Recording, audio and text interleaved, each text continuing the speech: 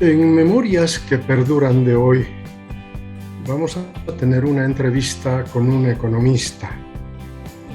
Él está radicando en la ciudad de La Paz. Estudió en la Universidad de Chile, especialista en planificación, pero además fue ministro de Planificación y Finanzas en el gobierno del general Juan José Torres.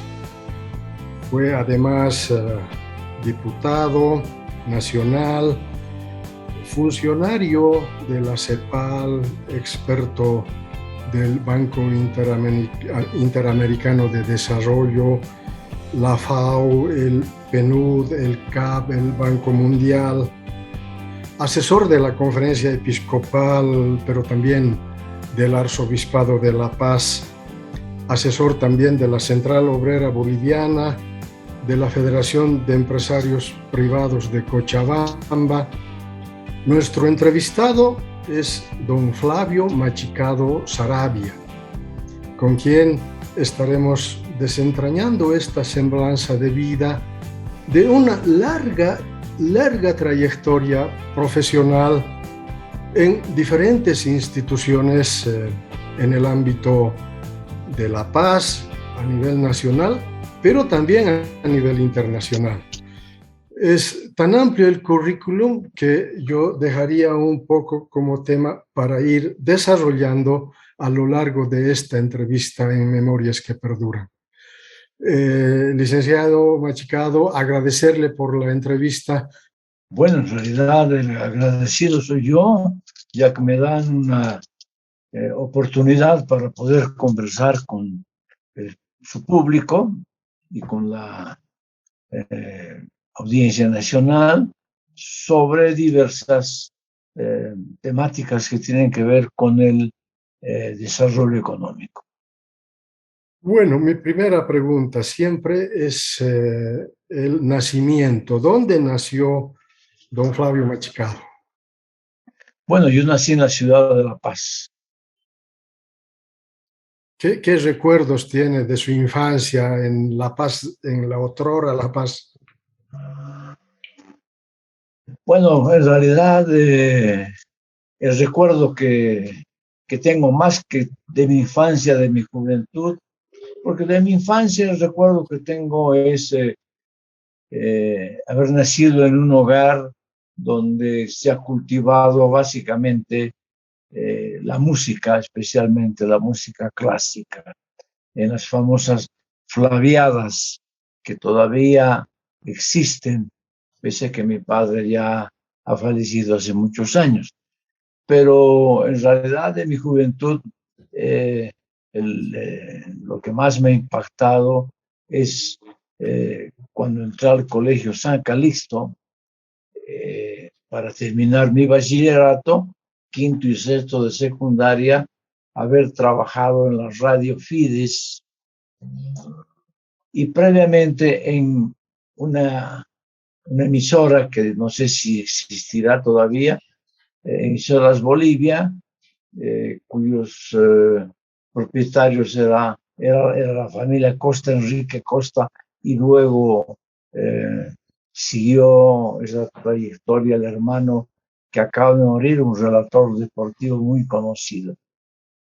Así que mi recuerdo de la radio Fides es que trabajé durante 2 años mientras estudiaba quinto y sexto de secundaria y que entraba a transmitir en esa emisora de la Voz Católica, que se llamaba La Voz Católica de Bolivia, donde estuvo a mi cargo, pese a mi juventud, del programa de la radio de 7 de la mañana a 9, donde me tocó hacerme cargo y responsable de los noticiarios de la radio, de los programas de la radio, lo cual me permitió tener mayor conocimiento de la realidad a la edad que estaba y además una mayor comunicación con los medios de comunicación. Eso fue posible porque estudió en el Colegio San Calixto, un colegio de los sacerdotes jesuitas. Sí, bueno, yo estudié en el colegio alemán hasta cuarto de secundaria Ah, y luego por eso hacía énfasis que cuando entré al colegio San Calixto me cambié de colegio, ujú. coincidió que por la experiencia que tuve en Emisoras Bolivia, que también entré por casualidad, el dueño Enrique Costas fue mi compañero de curso en el alemán. Eh, por casualidad entré a trabajar a la Radio Fides, donde tuve esa experiencia que para mí fue muy importante porque me marcó durante toda mi vida. Claro, porque después en su currículum aparece que usted fue también columnista de la agencia de noticias Fides, pero también parte del directorio de Radio Fides. Bueno, yo fui parte del directorio de Radio Fides, incluso fui presidente del directorio de Radio Fides, Mm. poco después, bueno, pocos años después que volví a Bolivia. Pero en esa trayectoria me tocó estar en la agencia de noticias Fides con el padre Gramún, a quien lo acompañé hasta el momento en que él murió. De modo que trabajé con el padre Gramún en la agencia de noticias Fides, escribiendo un artículo semanal eh, sobre alguna temática que era de interés en este momento para la Fides y para la vida nacional. Así que fue también una experiencia bastante interesante, especialmente trabajar con el padre Gramón, que fue un director de un medio de comunicación con mucha experiencia y con mucha sabiduría. ¿Cómo lo recuerda al padre José Gramún? Yo lo recuerdo como un hombre preocupado, muy preocupado por el destino nacional. Todo el tiempo que conversábamos siempre era qué va a pasar con nuestro país, porque obviamente en la posición en la que él se encontraba, que tenía que relatar durante todos los días sobre los acontecimientos en nuestro país, lo tenía muy presente en todos sus acontecimientos. Entonces, yo lo recuerdo con mucho cariño y además con mucho respeto como periodista y como ser humano, además de su vocación sacerdotal. Don Flavio, ¿y cómo es que decide estudiar economía habiendo empezado a trabajar en la radiodifusión? Bueno, en realidad yo pensaba estudiar varias cosas, o Ajá. pensé estudiar varias cosas eh, eh, hasta llegar al bachillerato, y cuando llegó al bachillerato, inclusive quise ser médico, y mi padre, que tenía una sabiduría especial, me encomendó con un médico y estuve en el hospital de clínicas durante 3 meses, durante la vacación de fin de año, donde aprendí lo que no tenía, por suerte, que después hacer en la vida, que era ser mal médico. Y en consecuencia cambié de opinión y decidí estudiar ingeniería eléctrica, que no había en Bolivia, porque economía había, existían escuelas de economía, inclusive mi hermano mayor, Carlos, que en paz descanse, ha sido una autoridad tanto en la UMSA como en la Católica en materia económica. Pero yo decidí estudiar ingeniería eléctrica y por ese motivo es que mi padre me ayudó y me facilitó ir a Santiago de Chile, donde había una facultad de ingeniería eléctrica. Y estando en Chile, en la escuela de ingeniería eléctrica por esas, esto que llamamos las casualidades de la vida, que es una categoría permanente en la vida de los seres humanos. Se me ocurrió visitar a un amigo, un gran amigo, también economista y muy buen economista, que en paz descanse, don Arturo Núñez del Prado, que fue ministro y fue también presidente del Banco Central cuando yo fui ministro de Hacienda. De modo que teníamos una relación y una amistad que perduró muchos años hasta que falleció. Entonces se me ocurrió ir a visitarlo, a ver cómo estaba él en la escuela de economía, porque él vivía en Santiago de Chile, y entonces al ingresar a la escuela de economía, él tuvo la buena sugerencia de invitarme a participar en un programa, en un acto de bienvenida a los alumnos de la universidad, que después terminaron siendo mis compañeros de curso y con quienes todavía tengo muchísima relación.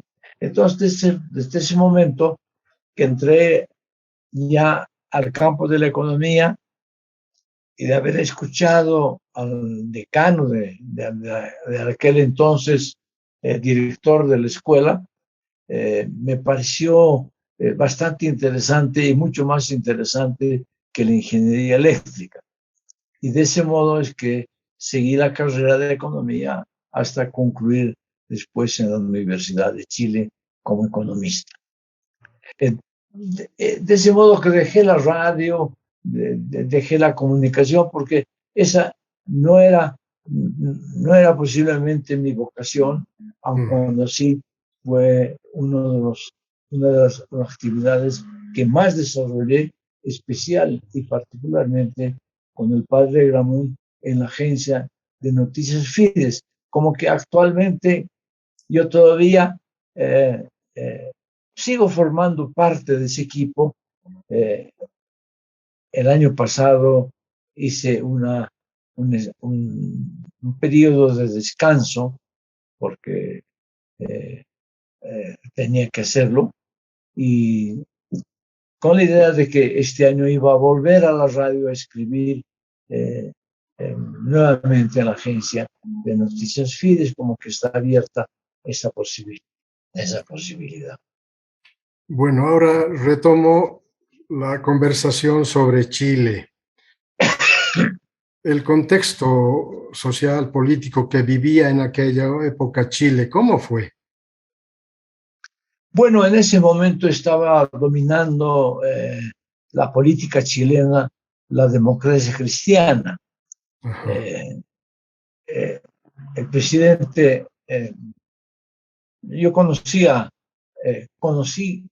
por este paso que uno hace en la vida de casualidades a Carlos Ibáñez del Campo, que fue presidente también, el general Carlos Ibáñez del Campo, en una circunstancia muy particular, porque resulta de que cuando llegué a Chile a estudiar, se dio un congreso de la Iglesia Católica con respecto a las cárceles, y el delegado boliviano no llegó como tenía que haber llegado, y entonces los jesuitas me incorporaron como representante de Bolivia en una actividad absolutamente extraña, pero también importante de verla. Y en consecuencia, bueno, después vino ya la democracia cristiana con toda la fuerza, y ahí fue presidente Eduardo Frei Montalva. Entonces,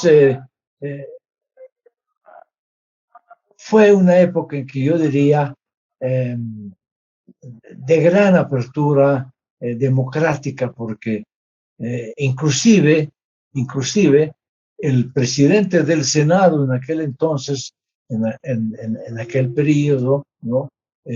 Era un miembro opositor, para crear cierto equilibrio. Y de ese modo es que después de lo que pasaron los años, estando en la universidad, tuve la ocasión de conocer a Salvador Allende, que era presidente del Senado en un gobierno demócrata cristiana. Y como era muy difícil conversar con él en su despacho, porque lo que teníamos que hacer era una tarea sobre el pensamiento de los líderes, algunos líderes de la política chilena, y yo lo elegí a Salvador Allende. Terminé siendo invitado por Salvador Allende a cenar a su casa, donde conocí a su señora y a sus dos hijas, una de las cuales se suicidó en Cuba. Pero sí lo conocí de ese modo a Salvador Allende en su vida personal, y dio la casualidad de encontrarme varias veces después, siendo inclusive presidente de la República. ¿Y cómo era don Salvador Allende?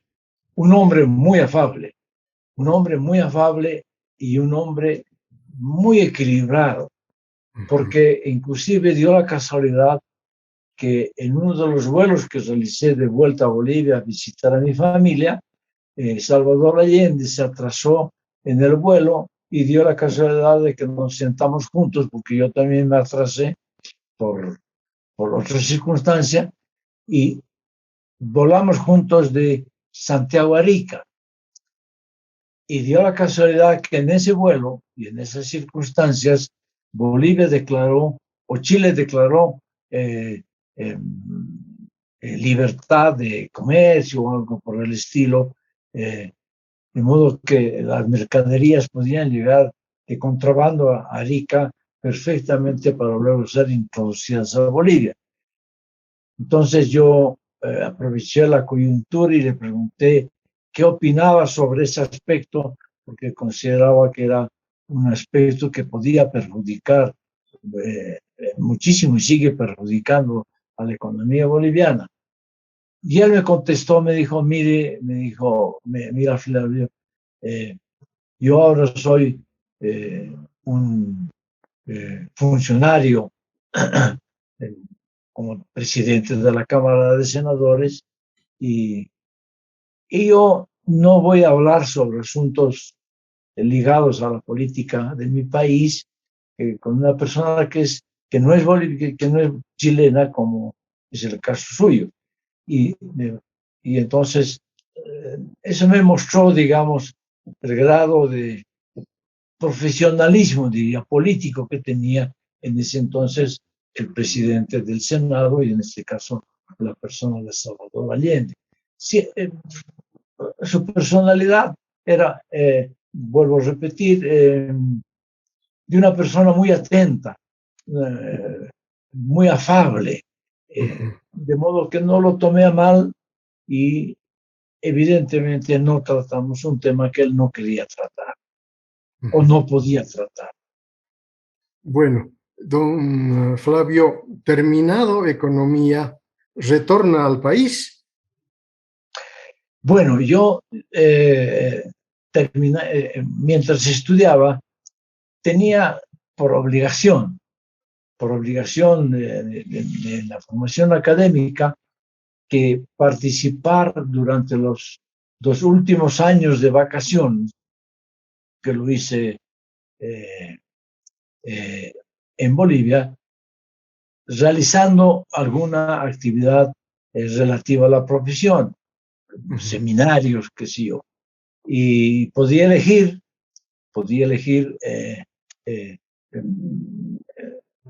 me ayudó directamente la Universidad de Chile, de que puede hacerlo en Bolivia.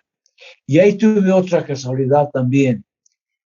Para realizar la tarea esta de formación profesional, yo le pedí a la universidad que se dirigiera al que estaba siendo responsable de la planificación en Bolivia, o sea, los aspectos puramente económicos, a fin de que me pudieran dar lugar para que yo pudiera hacer esta este seminario, estas experiencias académicas que me exigía la universidad. Y bueno, el que dirigía en ese entonces en la Comisión Nacional de Planificación, que se llamó, era Juan Lechino Kendo. Y entonces la universidad le dirigió una carta a Juan Lechino Kendo pidiendo que me aceptaran en planificación, que no me pagaran mi sueldo, pero que sí me pudieran financiar el pasaje de retorno. Cosa que Juan nunca se olvidó, porque yo después fui su asesor y amigo. Él nunca se olvidó de esta carta que le mandó la universidad y que le llamó profundamente la atención. De ese modo es que estuve en Bolivia trabajando en el plan decenal de desarrollo y en el proceso de planificación que recién se había iniciado en Bolivia a fines de los años 60. Quise entrar a la CEPAL, quise quedarme en Chile trabajando en la CEPAL, y cuando fui a hablar con los amigos de la CEPAL, que había conocido en mi experiencia académica, ellos me dijeron: tú tienes que volver a tu país a trabajar en planificación o en economía o lo que sea, pero tienes que volver a Bolivia. Y no me aceptaron, más bien me impidieron quedarme en Chile en la CEPAL. Después entré a la CEPAL, pero eso me permitió volver a Bolivia y trabajar con otro gran economista y un personaje que ha sido olvidado en la historia, don Roberto Jordán Pando. De ese modo es que me quedé en Bolivia y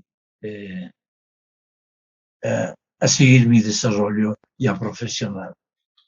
Me gustaría saber un poco su criterio sobre don Juan Lechino Kendo, un dirigente emblemático de la Central Obrera Boliviana.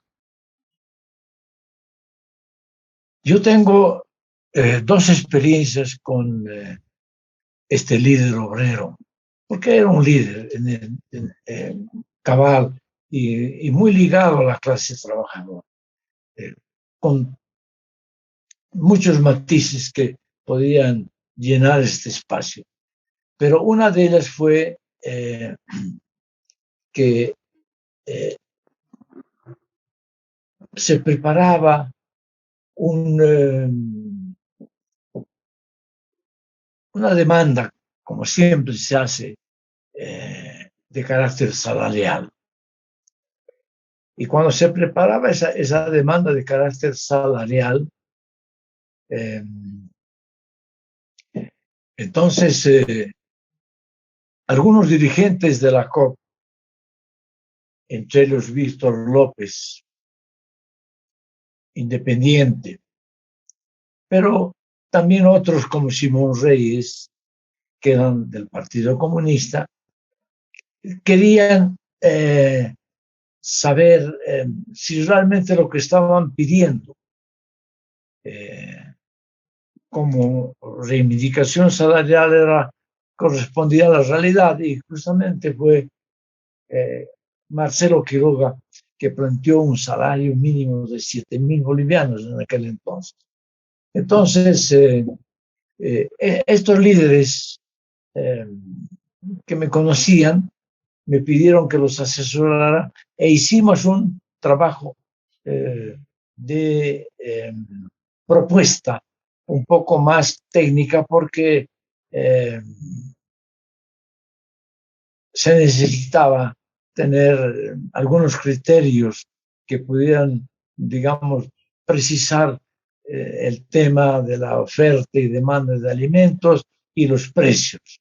Y entonces ahí trabajé, dio la casualidad que trabajé en una propuesta que después fue de conocimiento de Juan Lechín. Y Juan Lechín me pidió que le aclarara este panorama y que pudiéramos más bien hacer una propuesta conjunta. Y ahí me tocó trabajar con Juan en la materia durante un tiempo. Yo le pedí y le dije a Juan, pero esto requiere meditación, requiere conocimiento de estadísticas, qué sé yo. Y de ese modo, aunque usted no lo crea, durante 3 meses o un poco más, con Juan, hasta que vino el golpe militar, todos los días Juan aparecía en la oficina de mi papá, porque no tenía yo oficina, a trabajar durante 1 hora sobre los diversos temas que después íbamos a plantearle al gobierno. O sea que lo conocí en una esfera que nadie lo ha conocido probablemente, de investigación y de disciplina en el trabajo. Esa fue la primera relación. Y la segunda, cuando vino después del golpe de George Bush, se planteó la salida del gobierno y de una salida política, donde se planteó la idea de formar un triunvirato. Un triunvirato compuesto por un representante de la Central Obrera, un representante de las Fuerzas Armadas y un representante del Parlamento. No sé si usted conoce esa historia, pero resulta de que Juan pensó que yo podía ser el representante de la COP en el triunvirato. O sea, me perdí la presidencia de la República, porque cuando se planteó el problema y me lo planteó no Juan directamente, sino a través de un líder de yacimientos, Pepe Justiniano, yo le dije, dile a Juan que me parece que esto no va a durar nada y que no es una solución. Y que la solución es que la Central Obrera se retire de este proyecto, de esta aventura política, y más bien le entregue, haga que los militares entreguen al Parlamento la decisión, porque ahí está la representación del pueblo, en la teoría. Y que no le acepté entonces la propuesta que me había hecho. Fue gratísima la sorpresa que tuve, porque Juan se retiró del Parlamento e indicó que correspondía a los representantes del pueblo decidir qué es lo que correspondía, y ahí no hubo triunvirato sino la elección de doña Lidia Guiller Tejada en la presidencia de la República. Entonces, le estoy mostrando 2 aspectos de la vida de Juan que tipifican a una personalidad que no era lo que muchos suponen, solamente, digamos, la lucha política, la demagogia o lo que sea. Eso para contarle 2 anécdotas que tengo muy grabadas en mi mente con Juan Lechino Kendo. Don Flavio, ¿y en qué circunstancias asume el Ministerio de Planificación y Finanzas en el gobierno del general Juan José Torres? Bueno, ahí ese es otro capítulo. En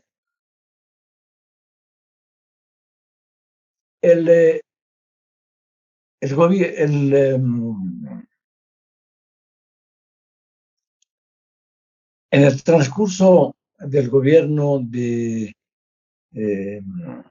Barrientos, yo estuve fuera en la CEPAL, trabajando en distintos aspectos, uno de ellos sobre la historia económica de Bolivia.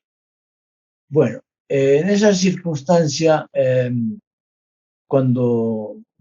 pero seguía, digamos, vinculado a planificación como funcionario que había entrado al volver a Bolivia, como le comenté en un principio, cuando estaba a cargo de no solo Juan Lechino Oquendo, sino también Roberto Jordán Pando. Sí. Roberto Jordán Pando me conoció mucho más porque yo había decidido hacer mi tesis de grado sobre el tema de la reforma agraria, como que lo hice. Y lo hice nada menos que con la colaboración y guía de un expresidente, un gran expresidente de la República del Brasil, don Fernando Henrique Cardoso, que fue mi profesor y guía de tesis de grado. Entonces, como Roberto Jordán Pando era ministro de Asuntos Campesinos, entonces tuve mucha vinculación con él sobre el tema agrario.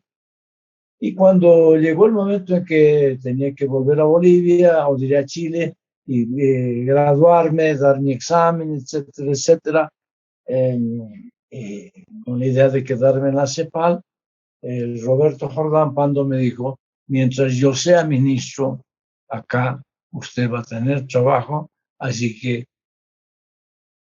si vuelve, pues tiene pega, tiene en qué hacer su vida profesional. Lo cual cumplió, porque cuando yo volví a Bolivia y me encontré con Roberto Jordán y le hice recuerdo, él inmediatamente tomó nota y me incorporó a planificación. Bueno, en esas circunstancias, yo conocí, cuando ya llegó el general Barrientos al poder, lo conocí a José Ortiz Mercado. José Ortiz Mercado, un gran cientista político, un camba boliviano de pura cepa. Él se casó con una persona que yo conocía mucho, apellidada Núñez del Prado, Ana María Núñez del Prado. Y entonces tenía parte de relación con los colles, no era un camba puro. Entonces, en esas circunstancias hicimos amistad con José Ortiz. Y él siendo después diputado por Oruro, por los avatares que tiene la política, se dedicó a hacer un análisis crítico siempre sobre la situación nacional. Y en esa amistad dialogamos mucho con José sobre distintos aspectos que tenían que ver con el desarrollo, porque él era muy interesado en ese tema, y los planes de desarrollo, etcétera, etcétera. En esa circunstancia, José Ortiz Mercado decidió hacerle una interpelación escrita sobre su trabajo al entonces ministro de Planificación, Bonifaz. No me acuerdo ahorita el nombre. Miguel Bonifaz. Miguel Bonifaz, que fue un viejo pirista cochabambino, con quien tuve una casualidad que se la voy a relatar inmediatamente. Bueno, Miguel Bonifaz, siendo ministro de Planificación, recibió una carta en la que yo contribuí en parte sobre su trabajo de planificación, y le preguntaba por qué y por qué circunstancias él se había dedicado o estaba dedicado con el Ministerio de Planificación a atender los problemas y especialmente el plan de la estrategia de desarrollo de Chuquisaca y no del gobierno y no del país en su conjunto. Y entonces fue un documento bastante interesante que preparamos y que José Ortiz Mercado lo presentó al ministro. Yo seguía trabajando con la CEPAL, como le decíamos, en varios aspectos, y me fui nuevamente a Chile. Y al volver, ya definitivamente cuando terminé mi relación con CEPAL, vino el gobierno, donde casualmente el general Obando lo nombró ministro de Planificación a José Ortiz Mercado. Siendo ministro José Ortiz Mercado, me invitó, se enteró de que estuve en Bolivia, a ser director de planificación. El que iba a ser subsecretario de planificación era Arturo Núñez del Prado, que lo mencioné anteriormente. Como Arturo no pudo venir a Chile, a Bolivia, porque tenía otros planes, José Ortiz me invitó a que fuera su viceministro, o sea, subsecretario en aquel entonces, ¿no? De planificación. Y siendo subsecretario de planificación, entonces yo le planteé a José, le dije, mira, ya que interpelaste al ministro Bonifaz, quien además, siendo ministro, me convocó para que dé respuesta a la propuesta que le estaba haciendo José Ortiz Mercado, lo cual fue una coincidencia muy grande. Entonces le dije, ya que tú has planteado al ministro la elaboración de una estrategia nacional de desarrollo, pues ahora nos toca hacerla. Y de ese modo es que se hizo la Estrategia Nacional de Desarrollo, cuyo documento es muy importante, pero naturalmente, como todo pasa en Bolivia, estos documentos se quedan en los anaqueles de los personajes y no se ponen en práctica. De ese modo me vinculé con José Ortiz y con la planificación. Al hacer la estrategia de desarrollo, se me ocurrió que necesitábamos del apoyo institucional completo de todas las instituciones dedicadas a la economía del Estado, para que haya un compromiso y que la planificación no sea solamente un documento para anaqueles. Y de ese modo es que se me ocurrió proponerle a José Ortiz Mercado que el general Torres, que era comandante del ejército, y ese gobierno era producto de los militares, usted se acuerda de eso, ¿no es cierto? Del mandato de las Fuerzas Armadas. Entonces, de ese modo, el general Torres fue involucrado en la elaboración de la estrategia de desarrollo. El general Torres no dejó de asistir a ninguna reunión y participó en todas las actividades que tenían que ver con esa tarea.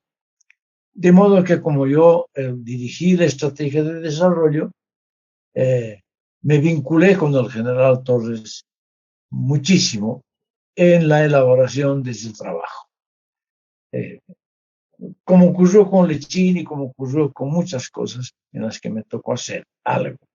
Y entonces de esa manera se hizo la estrategia, hicimos ya las cosas que teníamos que hacer como ministerios de planificación durante el gobierno de Obando, y cuando vino ya la crisis militar y entonces el general Obando tuvo que renunciar a su mandato. El día que él renunció, yo fui a la casa del general Obando a entregarle una copia de la estrategia que había sido editada, ¿no? Durante el gobierno, su gobierno y el ministerio de José Ortiz Mercado. De esa manera es que estuve en el último día del general Obando y le entregué el documento. Como le entregamos el documento, previamente al general Obando con el propio general Torres. se dio el hecho de que el general Torres asumió el contragolpe, y estando él en la base aérea, me hizo llamar para que yo le suba una copia de la estrategia de desarrollo, porque ese iba a ser su programa de gobierno, y él quería que la propaganda del contragolpe estuviera orientado hacia la estrategia que habíamos preparado en forma conjunta. De ese modo me vinculé con el general, y de ese modo, cuando el general tomó la decisión ante la propuesta que él hizo la COP para cogobernar con un gabinete de cuarta categoría, él optó por tener su propia persona en su gabinete, y me invitó a que me hiciera cargo del Ministerio de Planificación, y lo invitó a José Ortiz, que fue el único exministro de Obando que se puso a su lado como ministro sin cartera. Era una especie de superministro. Y entonces, de ese modo me vinculé con el general Torres y fui ministro de Planificación. ¿Cómo fue ese corto periodo de gobierno del presidente Juan José Torres? Fue bastante traumático. Fue un gobierno en el que prácticamente trabajábamos de día y también de noche, vigilando a que los militares no se dieran la vuelta.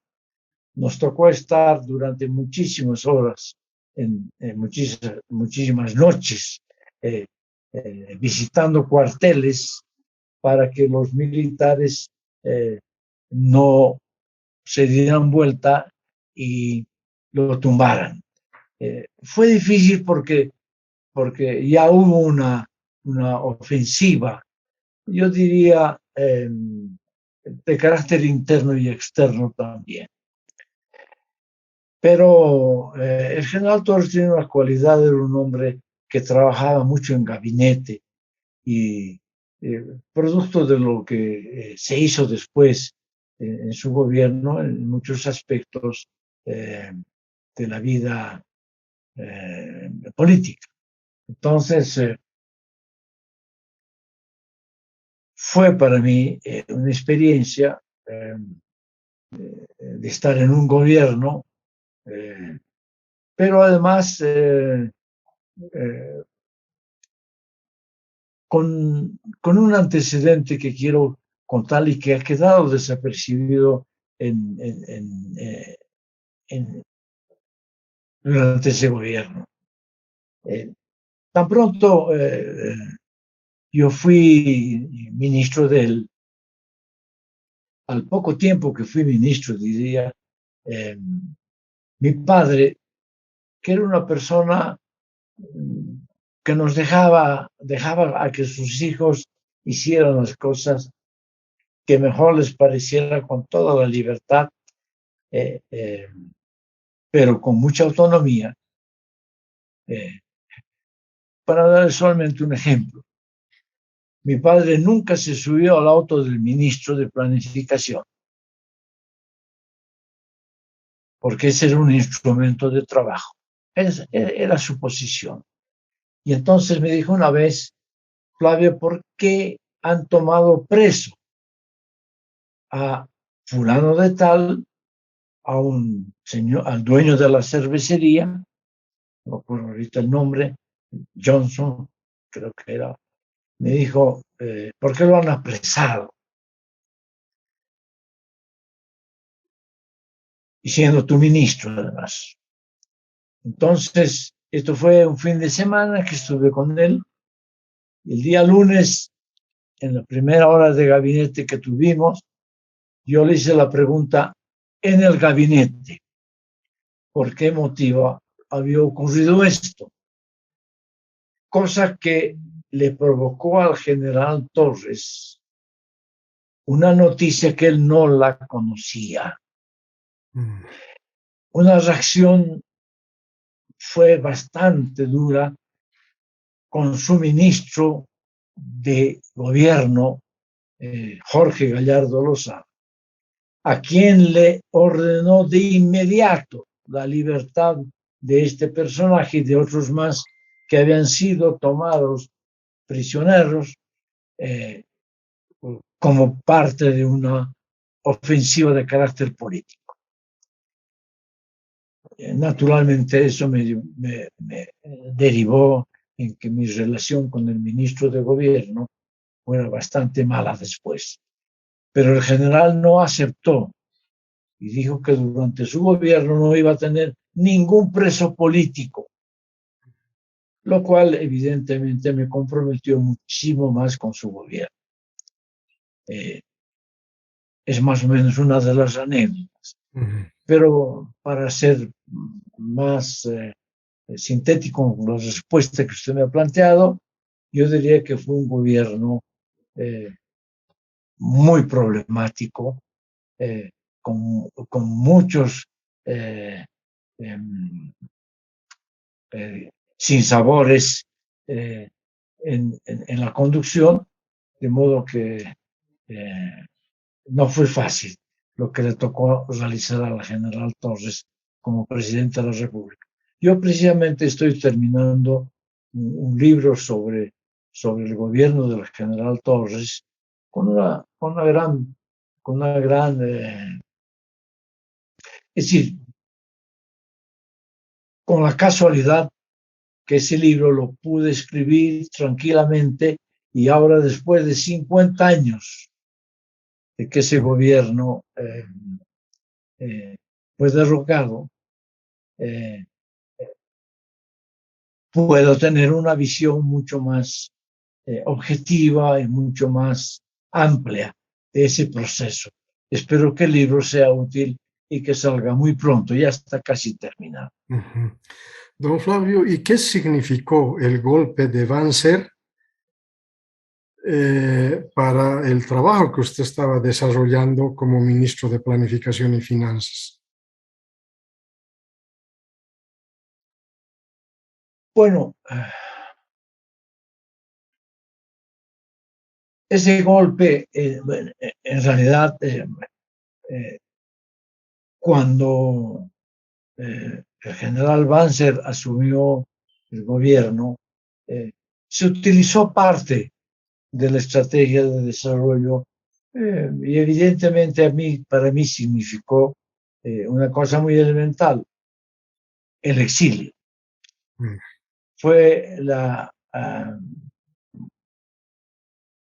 un exilio bastante largo y bastante conflictivo en lo personal, porque mientras estuvo el general Banzer en la presidencia, murió mi señora madre y no me permitieron volver a Bolivia a darle la última despedida, pese a todos los esfuerzos que se hicieron, entre ellos el del representante de Naciones Unidas, que estaba emparentado con el general Banzer. Yo tengo una carta del representante donde relata el encuentro que tuvo con el general Banzer, donde le solicitó a que se me diera una especie de amnistía para asistir a su entierro. Y la explicación que dio es que no convenía que yo volviera a Bolivia porque hasta la familia no quería que venga. Miren lo que son las ironías del destino. Yo después terminé trabajando con el general Banzer. Pero es la vida de la política, pero en ese entonces no tuve ninguna relación, no conocía ni siquiera personalmente, como después ocurrió, por casualidad también, y me afectó bastante porque el exilio fue absolutamente cerrado. ¿Y dónde estuvo exiliado en ese tiempo? Yo salí exiliado a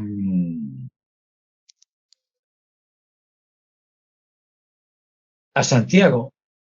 A Chile. Bueno, yo salí exiliado, perdón, no me dejaron salir al exilio, a Chile diría, porque tenía que irme primero a la Argentina. Y estando en la Argentina es que me fui a Chile después por las relaciones que yo tenía siendo universitario y tenía muchos compañeros después en el gobierno de Chile. Eso supone que ha vivido entonces la época de Salvador Allende y luego la de Pinochet en Chile. Por supuesto. Y cuando he vivido la época de Salvador Allende, es cuando Naciones Unidas,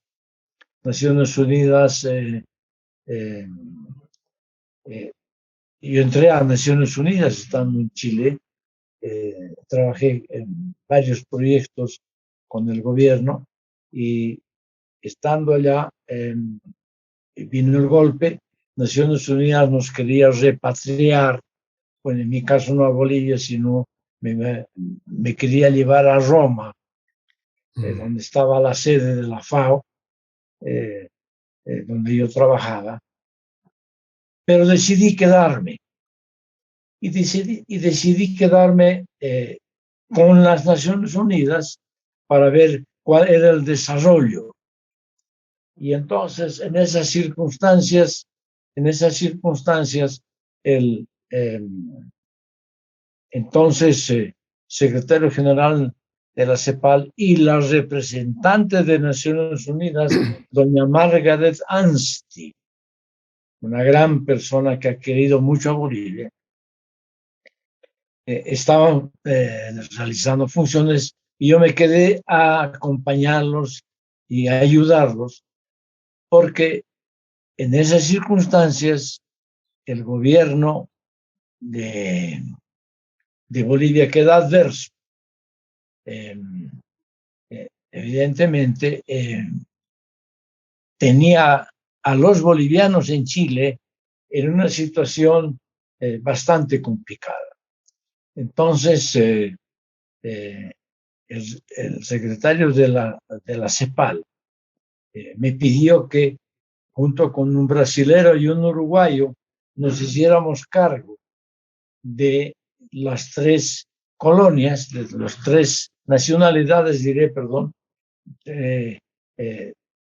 los Tupamaros, en el caso del Uruguay, y los exiliados brasileños, y yo con los bolivianos, para expatriarlos. Y ahí sí trabajé duramente con Naciones Unidas en la organización de refugios para, en mi caso, para todos los bolivianos que estaban exiliados y que no tenían estatus ni siquiera de exilio, sino estaban en condición de apátridas. Y entonces hicimos gestión donde el gobierno de Suecia asumió la responsabilidad de la colectividad boliviana, de modo que todos se fueron a Suecia. Y organizamos ahí las distintas, en los distintos departamentos de Chile, organizamos ahí, digamos, lugares donde los bolivianos podían ser cobijados y luego expatriados, como que ocurrió luego a Suecia. Exiliamos a todos los bolivianos que querían salir y que necesitaban salir por razones hasta de seguridad. Fue una experiencia muy, muy dura porque ahí nos encontramos con diversas circunstancias, como por ejemplo los restos mortales de Chichi Ríos, que era uno de los líderes del MIR que a mí más me impresionó de los que había, y que fue muerto, asesinado, muy rápidamente subió el gobierno de Banzer. o del gobierno Pinochet. de Pinochet. Entonces, me tocó inclusive una anécdota que probablemente sea muy reveladora de lo que ocurrió en ese momento, porque llegó un avión de la Fuerza Aérea Boliviana, creo que estaba al mando de un Quiroga, no me acuerdo exactamente el detalle, con quien conversamos, y él llevaba las vituallas y cosas para la atención de heridos, y aquí los chilenos le dijeron, aquí no hay heridos, le dijeron. Usted puede llevarse su plasma, llevarse todo lo que ha traído, porque no va a necesitar. Aquí hay muertos o presos, no hay heridos. Y entonces ahí me tocó entregarle en una lata de leche Clean, me acuerdo el detalle, de los restos de Chichirríos a su viuda, que se embarcó en ese avión y volvió a Bolivia con los restos de su marido en una lata donde se cumplió una tarea muy dura, muy lamentable, junto con otras circunstancias en las que, bueno, los exiliados tuvieron alguna especie de protección de parte nuestra, de Naciones Unidas, y en particular donde me tocó colaborar, pues, sin ningún problema, digamos, como el secretario general de la CEPAL. Después que yo terminé mi contrato con Naciones Unidas, me embarcaron rumbo a Estados Unidos, inclusive pude entrar a Estados Unidos sin visa americana. Hice un trabajo para fines posteriores al supuesto gobierno que iba a resultar, sobre el tema de la organización del Estado. Se llamó la Ley de Bases del Poder Ejecutivo. Ese documento que trabajamos, que sigue siendo algo muy importante que hacer hoy día, la estructura y organización del Estado es caótico y sigue siendo caótico, y no tiene ningún sentido hacer nada en la medida en que en la administración pública se creó la figura del interinato. De modo que hoy día tenemos todas las autoridades interinas, sí, sin que se cumpla ninguna condición para el ejercicio de una función pública. Entonces, no existe Estado en ese sentido. Bueno, yo hice un trabajo donde participó Naciones Unidas, creo, que finalmente no resultó, y que quedó, como todo, de adorno o de recuerdo. El detalle, perdone, pero a veces la memoria me traiciona. Y entonces, pero existió el documento. Y dio la casualidad que yo estaba en funciones de vicepresidente de la Mutual de Ahorro y Préstamo. La primera, o en este caso de la Caja Central, con Ernesto Buende, con quien yo tuve una relación personal muy antigua.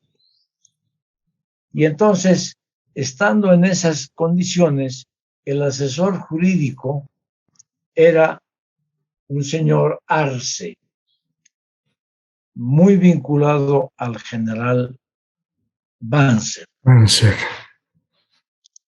¿Se acuerda? que después fue ministro de gobierno.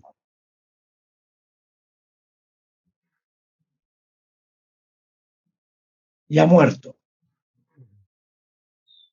Bueno, entonces él se enteró de que yo había realizado esta tarea y que tenía el documento, ¿no?, para en aquel entonces, con este propósito. Entonces, el general Banzer entró a candidatear a la presidencia.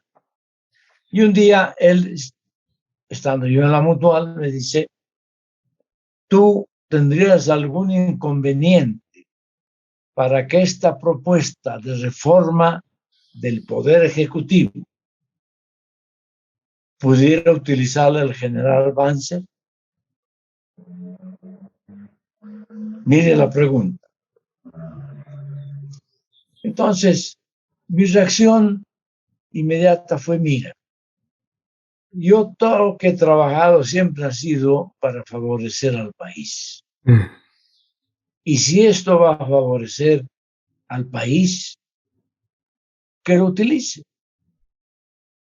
De ese modo es que al autorizar a mi amigo Arce, me voy a acordar el nombre ahorita, Alfredo Arce Carpio, le digo: Alfredo, úsalo. Y entonces el general Banzer me invitó a conversar en su campaña. Ahí lo conocí al general Banzer y estuve de 3 de la tarde a 6 de las 3 horas estuvimos. La primera hora de nuestra conversación fue el golpe a Torres y todos los entretelones, todas las incógnitas que yo tenía al respecto. La segunda ya fue el proyecto. Y la tercera, cómo se iba a desarrollar en la eventualidad de que él fuera presidente. De ese modo es que el general Banzer y yo tuvimos no amistad, sino que nos conocimos y nos relacionamos con respecto a este proyecto. Y obviamente el general Banzer después, bueno, ya en las circunstancias, resultó ser una persona muy afable. Bueno, como deben ser todos, me imagino, ¿no? Nunca yo estuve en manos de un torturador, pero me imagino que sí también. Pero, en fin, mi experiencia con él fue que él fue muy amable conmigo y durante toda su campaña, yo no he participado en eso, pero sí alguna vez que me encontraba por casualidad en la calle o en algún lugar, él era muy deferente conmigo. Resulta de que después ya resultó siendo presidente de la República. Y siendo presidente de la República, hubo una recomposición del sistema de regulación. Y en esa recomposición, el general me hizo llamar, se habían dividido con Tuto Quiroga las distintas cabezas. Y entonces le preguntó a Tuto Quiroga cuál de las, porque Tuto Quiroga fue a hablar de ciertas personas y sobre los superintendentes del sistema regulatorio, y el general Banzer le preguntó cuál de las dos superintendencias, la de recursos jerárquicos o la de pensiones, tenía mayor nivel. Entonces, Tuto Quiroga le dijo: el de recursos jerárquicos es el que manda, es el jefe de los demás. Entonces me dijo: le dijo Banzer, esto es para mí. Usted haga después con los demás lo que quiera. Y eso para mí había sido una reserva que se hizo Banzer para que yo pudiera tomar ese cargo. ¿Por qué? Porque durante todo el periodo en que él fue presidente y se ejecutó la reforma administrativa que había propuesto, yo trabajé con Iturralde, que fue ministro de la presidencia, trabajé en su implementación como funcionario, como empleado público. Y entonces de ese modo es que llegué a ser superintendente de recursos jerárquicos. Les debo confesar que solo yo recibí de parte del gobierno, del general Banzer en este entonces, una tarjeta de un otro funcionario, pero nunca del general Banzer, nada. Él respetó absolutamente mi independencia como superintendente, como autoridad del sistema regulatorio. Don Flavio, ya hemos cubierto el tiempo de la entrevista. No, creo que nos hemos exagerado. Hay muchísimo que hablar sobre su vida, su aporte en el ámbito de la economía, de la política. Le propongo una segunda parte para la entrevista. Con mucho gusto. Yo siempre estoy a sus órdenes. No se olvide usted que soy sobrino de Víctor Ruiz Machicado, hombre de la prensa. Correcto. Bueno, entonces, don Flavio, haremos una pausa en esta entrevista. De acuerdo. Y ya nos pondremos de acuerdo para la siguiente. Para otra oportunidad. Correcto. Yo le agradezco mucho, me he sentido muy tranquilo, me he sentido muy cómodo hablando sobre estos temas. Bueno, un abrazo y muchas gracias. Un agradecimiento especial para don Flavio Machicado Saravia, que nos ha concedido esta entrevista para hablar de su vida, pero también de la actividad política en la que estuvo involucrado con el presidente, el general Juan José Torres, circunstancias que nos ha contado, pero además el golpe de Estado de Hugo Banzer Suárez, que implicó un largo exilio en Chile. Interesante saber el aporte del trabajo como economista en distintas entidades, tanto bolivianas como de América Latina, pero también de Estados Unidos, de Europa. Un aporte sin duda que ha significado mucho para el país y para las instituciones donde él ha podido contribuir desde su formación profesional de economista. Ha sido grato conversar con don Flavio Machicado. Un abrazo y estaremos para la próxima oportunidad.